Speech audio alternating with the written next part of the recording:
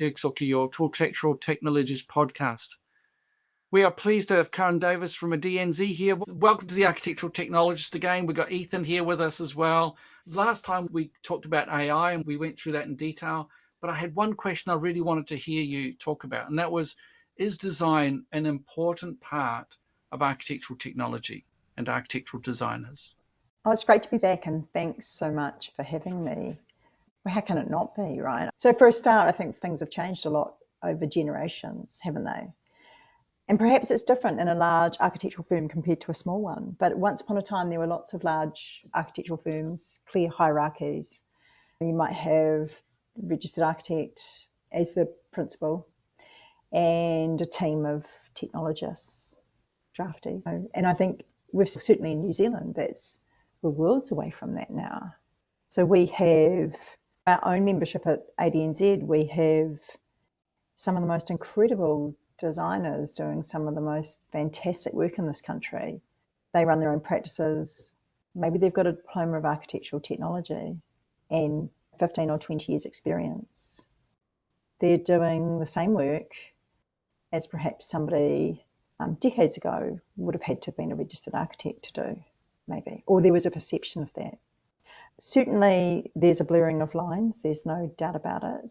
Architecture's changed, there's so many more professionals involved around a designer now. So there didn't used to be the project managers that there are now. And they're taking a lion's share of responsibility in some places. We have so many more different engineering specialists, fire designers. These were the things that designers and architects used to resolve once upon a time.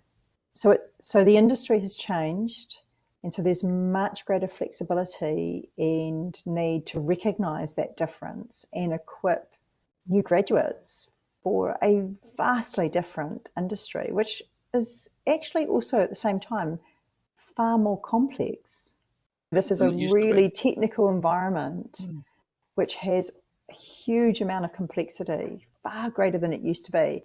So many designers say to me, all I needed was 3 or 4 A3 pages and I had the design work. I spoke to an architect not that long ago who told me that they'd spent 7 hours uploading the documentation for one of their projects. That's a long time. That would be the other end of the extreme, right? But it's a different world, it's a different environment. When I worked in London, I was working on a large team on a large project. It was a 300-metre long shopping centre, and I was one architect among many. But I had 6 draftsmen working for me, and I would hand sketch the details that I wanted. I'd hand them off to the team, and they would draw them. This is in the days before CAD, so they were drawing them with ink. I would design, I would figure out the technical nature of that, and they were just draftsmen at that stage. But of course, now it's not like that. Today, there is the expectation that the architectural technologist isn't just a draftsman, that they are thinking, they're designing. And my argument is that design doesn't stop just because you're detailing. The details are a crucial part of the design philosophy being carried through to the small part, that they all flow through. That it's not just to grab a detail off a tradesman's website. You need to think, is that part of the design that I'm creating?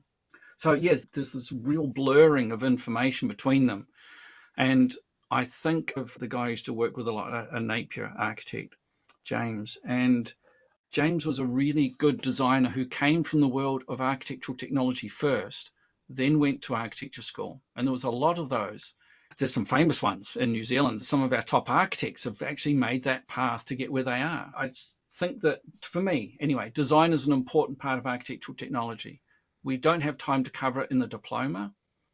And so it worries me that we've got students that we don't have time to teach them about design, and yet we're sending them off into the world at the start of a career where we hope that at some point they'll learn about good design. And I think it's perhaps your role to help get them that next stage.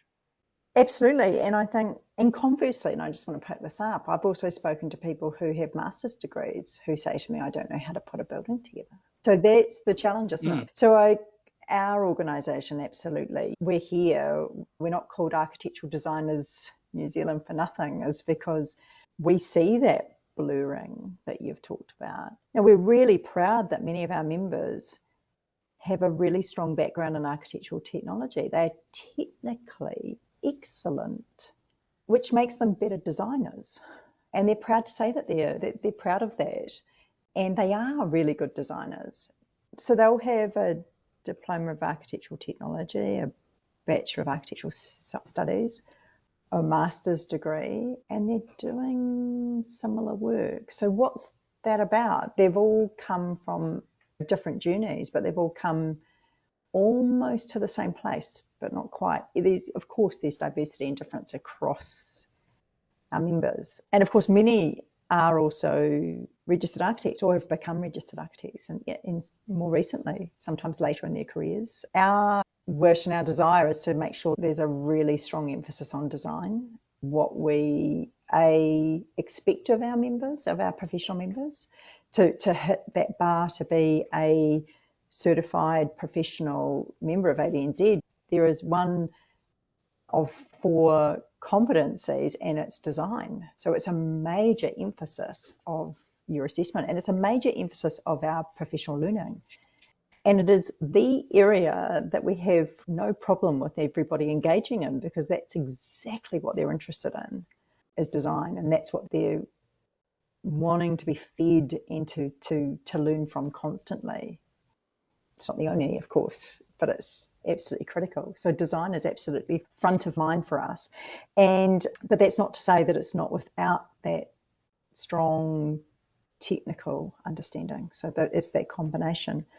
We've been working on a degree level apprenticeship with Cove and Ara Institute of Technology here in Christchurch. And part of that is really about recognising the need for a degree level qualification for architectural technology, but also that can be done through an apprenticeship model, which is something we're really interested in, because many of our members have really valued that application of their work where they've learned something in the workplace which is different to what they learned when they were at Polytech or university. So there's something about practice that is really, applied practice is really important in terms of good outcomes, good design outcomes. And so I think that's what's really interesting.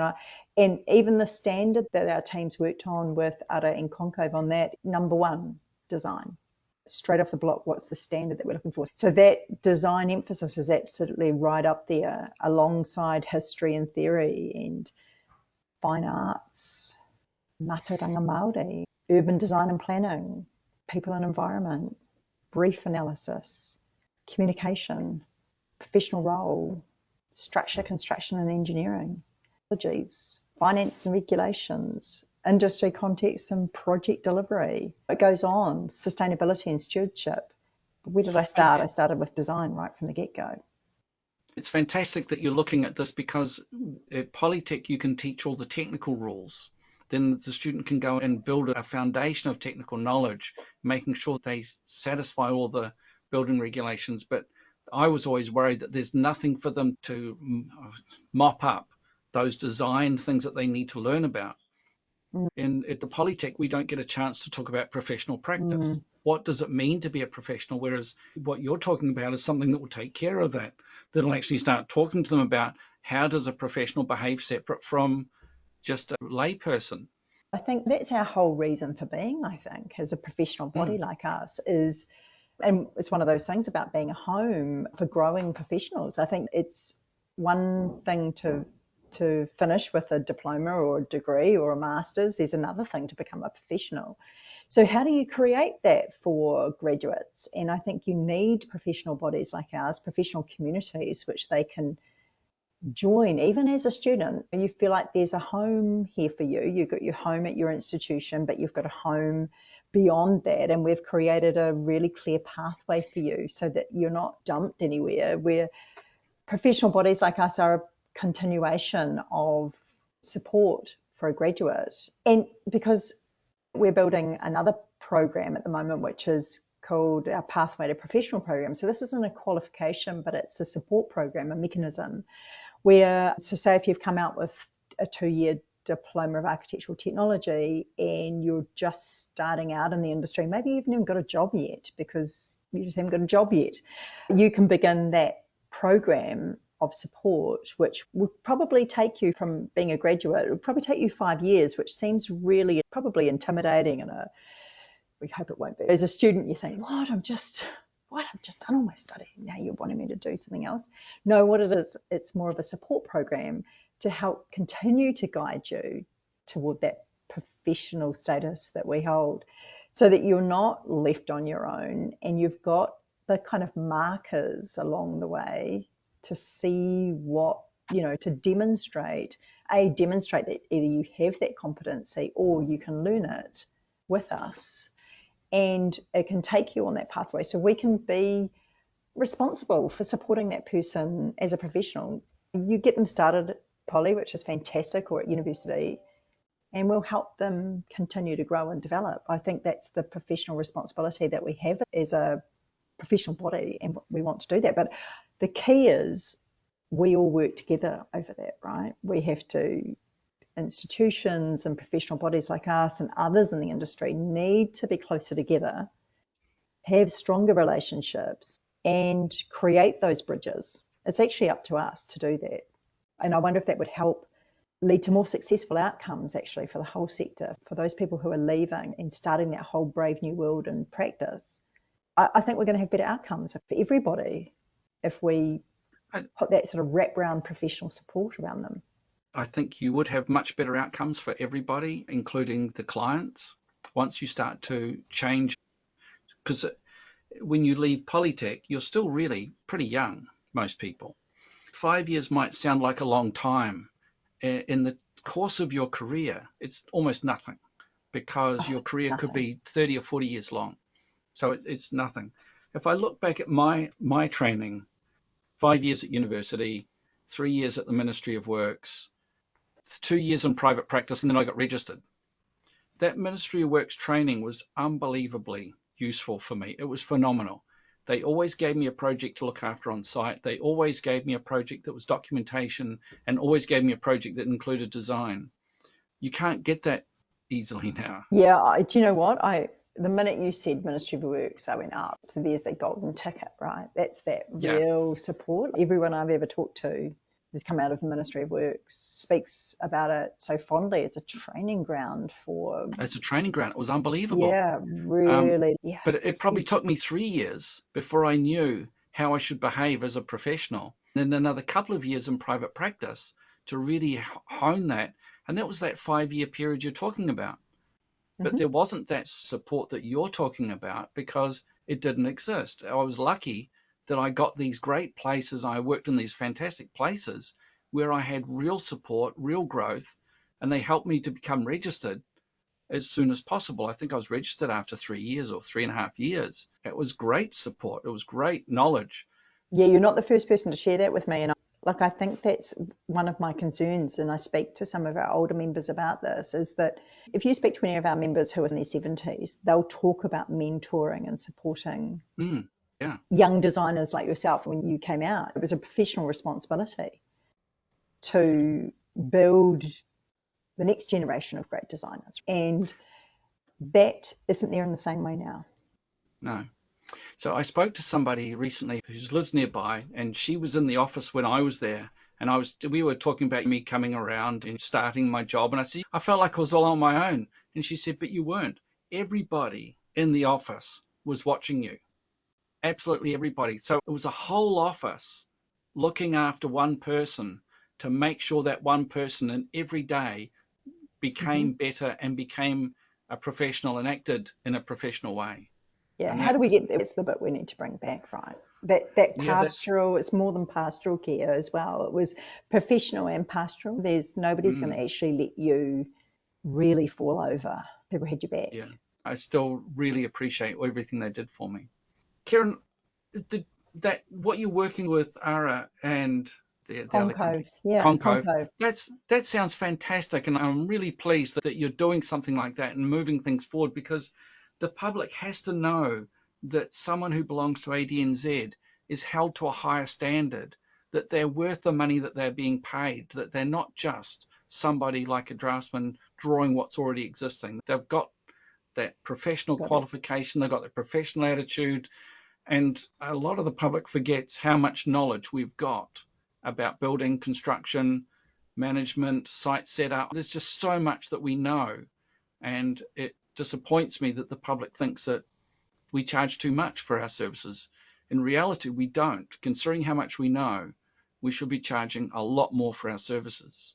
Yeah, recently a couple of people have told me that some home builders are actively telling clients that you don't want to pay those design fees. You'll spend $25,000 and you won't get the house you want, or it won't be buildable. I've heard all sorts of things like that recently, which is really disappointing. And of course, those salespeople saying these things are implying like they're not paying anybody for the design, they're just giving it to the clients. So it's very interesting times in a tight market. I guess we're just going to continue to champion our members and what the quality mark represents as an ADNZ professional member, what you're getting. And that's incredibly good value, and that it's something you won't regret, and that you're going to get such a better home because your designer is going to bring something to this conversation, to this discussion, to this design for you, which you just wouldn't have even imagined. You just don't know yet, right? Sometimes it's hard to explain that to somebody who's never worked with a designer before. But I think one of the biggest challenges at the moment, I think that all professions are being challenged. People say to me, you wouldn't challenge a doctor over your diagnosis. And I said, actually, I think people are. I think there is much more questioning of professionals.